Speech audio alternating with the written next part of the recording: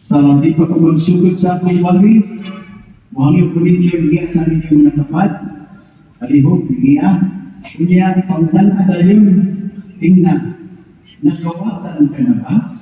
Tingnan. Sige.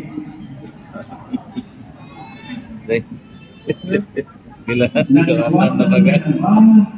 150,000 na utang sa Batag Pilipino, 150,000 pesos. Mga ikson, hindi na ba ang kawat? Hindi ang kwanta. Yun ang mga makawatan ng gugma.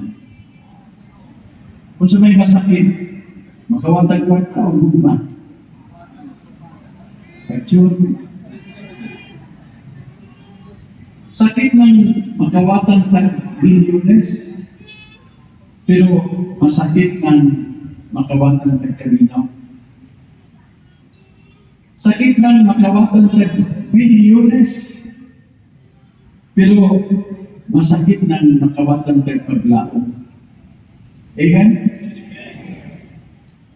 Sakit ng makawatan ng trilyones, pero masakit ng makawatan ng kaugmapon sa atong mga anak. Ngayon, so, ang mga pulong sa Ginoo karong dilingguha, mapusganon, o buwan po lipot. Sibo tayo ni sa atong panahon, kaya ang atong nasod, nagubot, o nagisod pag-ayaw, tungod sa corruption. Kunyang hapon, napiton mo lang po, o buhay kabilingan, magkawas ka, magsukog tayo-puti. Kunya, mag-marcha ka, yun na may tulong ka points of departure, no? Pero kitang atigos si Pahan, kita sa KOC, mag-marcha ka doon sa Plaza Rizal. Kunya, atong ipadayan, ang atong pag-ambo o panginaw na mausap ang atong nasun. Hinawag ko nga, dili mo tapon, kay tagsarali nga kay Jayunan, kung mas daghan ka, mas maayo. Para nga matandog, maukap ang mga mata sa mga suko na to, mga pangulo na to na nagpahinos. Kung makaambo sila sa ilang kagapitan o balik sa Diyos. Sa unang pagbasa, si Propeta Amos, may subo na padayan sa gibuhat sa mga kadagpuan sa ilang panahon na pagpanlimbong o pagpahimulos sa mga kamus.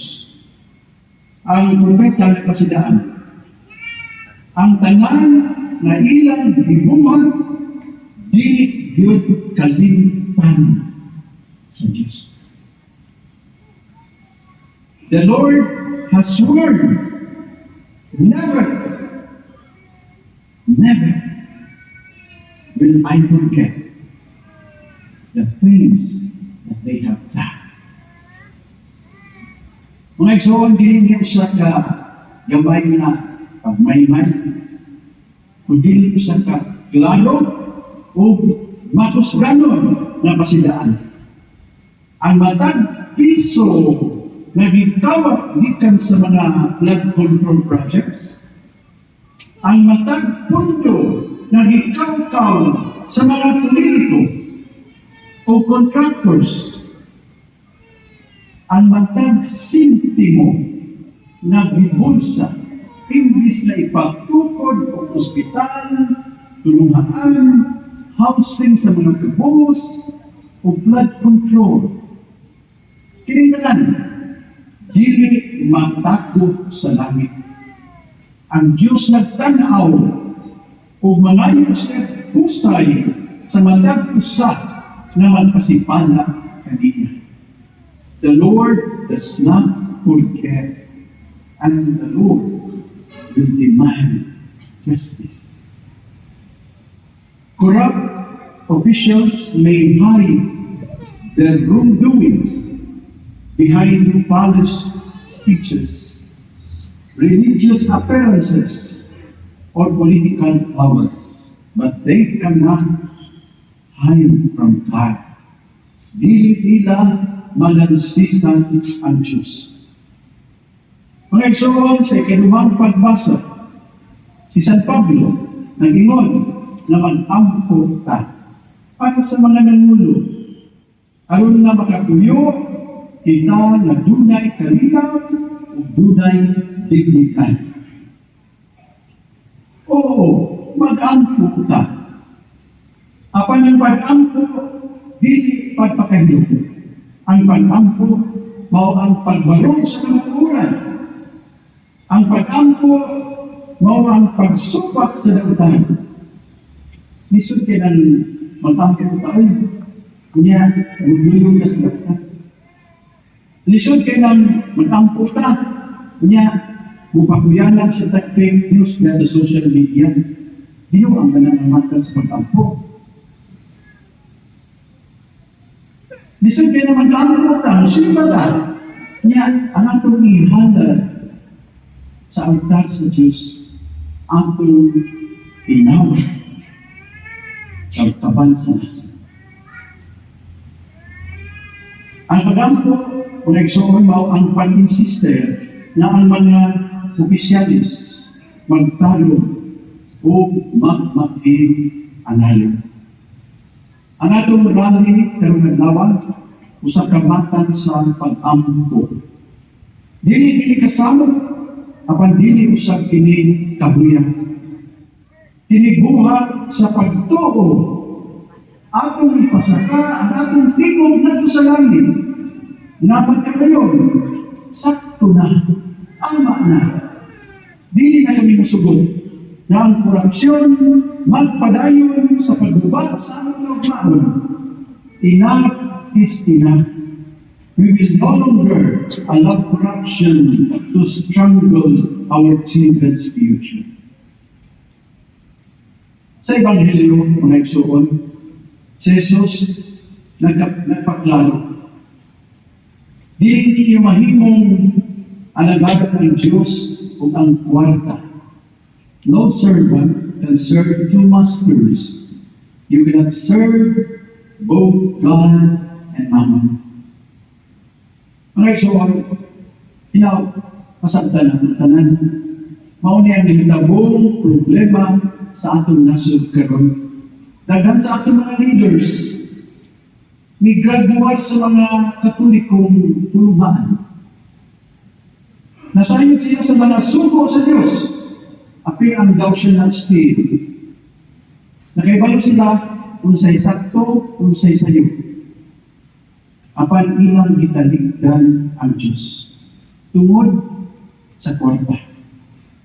Gikawatan nila ang katawhan tungod sa ilang kanaog. Gikalimtan nila ang ilang gipanumpa tungod sa personal na interest.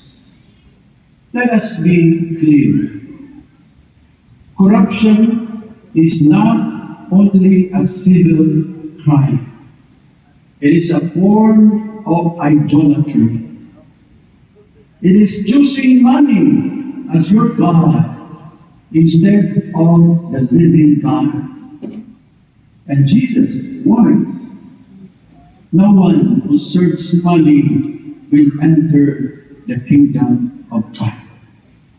Mga igsoon, ang atong dali karong hapon, di kita sa ka civic duty.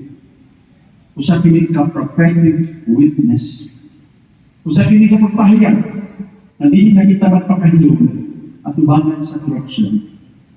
Na di na kita magluyo o maapil sa bisanunsan matang sa pagpanlimbong. Isod kayo against the corruption.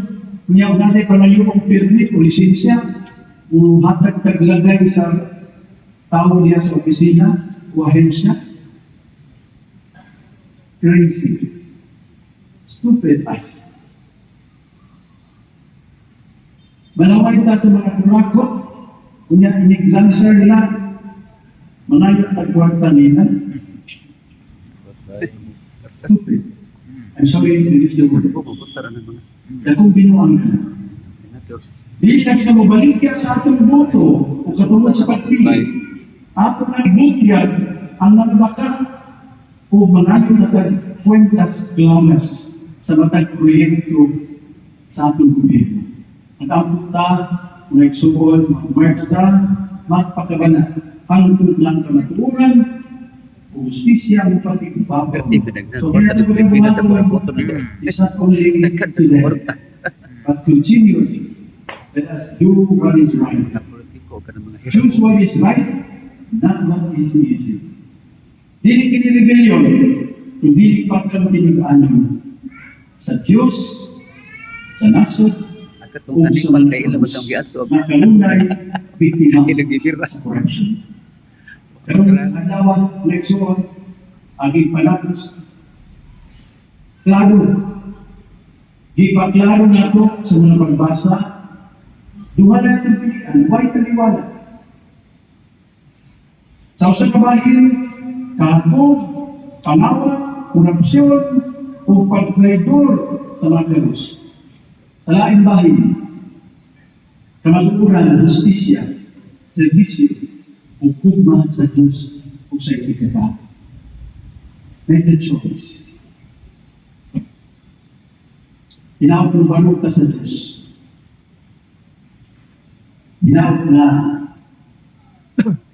usahin ka na. Nakitaw sa kanasod na doon Diyos.